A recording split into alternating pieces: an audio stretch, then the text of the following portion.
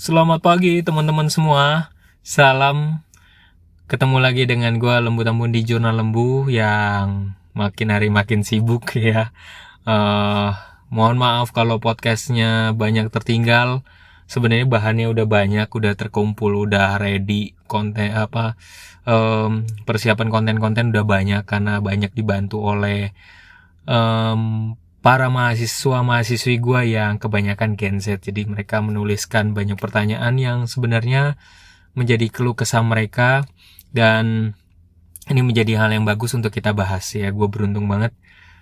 Mungkin gue udah dapet dari pertanyaan mereka sekitar 100 mahasiswa lah ya gitu. Jadi nanti kita bisa bahas keluh kesah serba-serbi anak Gen Z ya. Tapi first of all, selamat hari gajian buat teman-teman semua.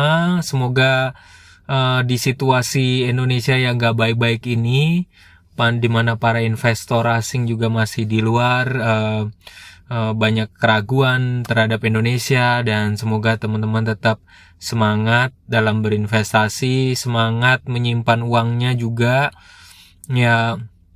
Dimana ada tren-tren yang agak sedikit lucu, dimana orang-orang sebelumnya, kalau kita masih ingat, orang ngebut banget beli emas, kemudian tren itu akhirnya turun, harga emas jadi turun juga, terus kemudian langsung secara otomatis langsung pada pergi ke dolar semenjak orang-orang investor asing keluar, terus semenjak MSCI keluarkan data tentang rebalancing terhadap Indonesia.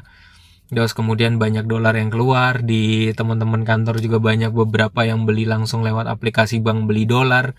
Jadi dolarnya makanya tinggi banget gitu ya. Jadi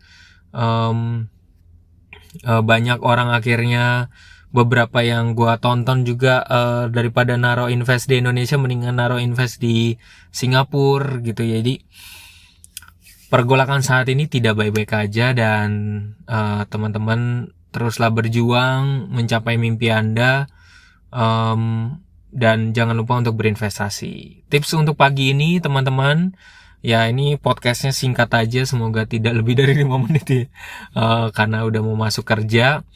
Jadi kemarin minggu gue ketemu dengan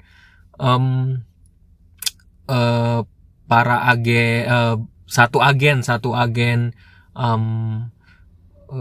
asuransi, dan karena gue menjadi kliennya, tiba-tiba cukup shock juga karena baru belum lama gue ikut asuransi mulai serius, tiba-tiba harga udah ditinggi-tinggiin. Nah gitu, ini yang menjadi tarik ulur ya. Jadi gue nyaris 2 tahun ini nggak ke rumah sakit, terus kemudian nggak sakit juga, dan sehat walafiat. Cuman makin kesini biayanya makin gede untuk asuransinya. Yang alasan yang dipakai adalah ternyata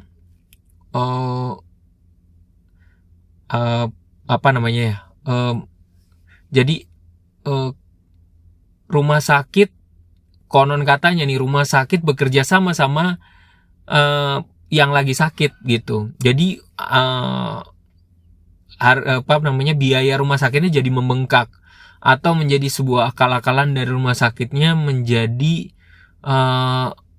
bengkak gitu biayanya, sehingga klaimnya luar biasa gede gitu terhadap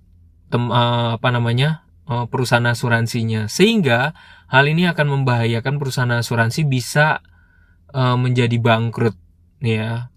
Maka karena klaim-klaim yang cukup besar ini, mau nggak mau akhirnya harus disupport oleh para nasabah-nasabah yang masih eksis sampai sekarang. Jadi dibebankan di para nasabah yang sekarang gitu, biaya-biaya itu. Dan ini digeneralisasi untuk semuanya, sehingga kalau yang sakit-sakit nggak masalah ya kalau misalnya dia sakit gitu.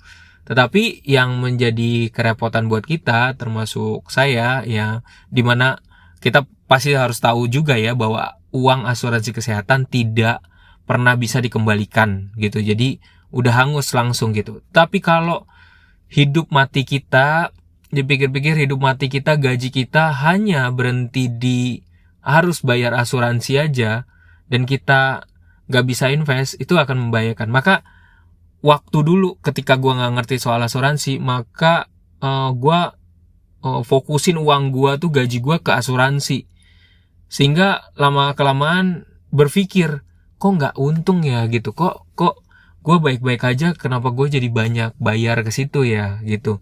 Terus kok gue jadi duitnya habis untuk ke situ, dan padahal kesehatanku baik-baik aja gitu.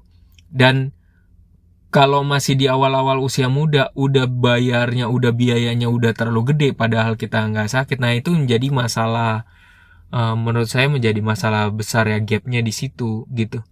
Jadi orang jadi males, trennya jadi males untuk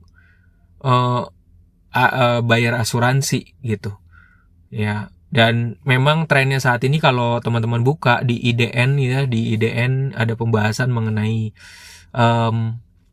financials ya, materi tentang financials di IDN gitu ya, dari riset mereka bahwa saat ini terkait dengan asuransi kesehatan itu banyak mengalami gap gitu ya.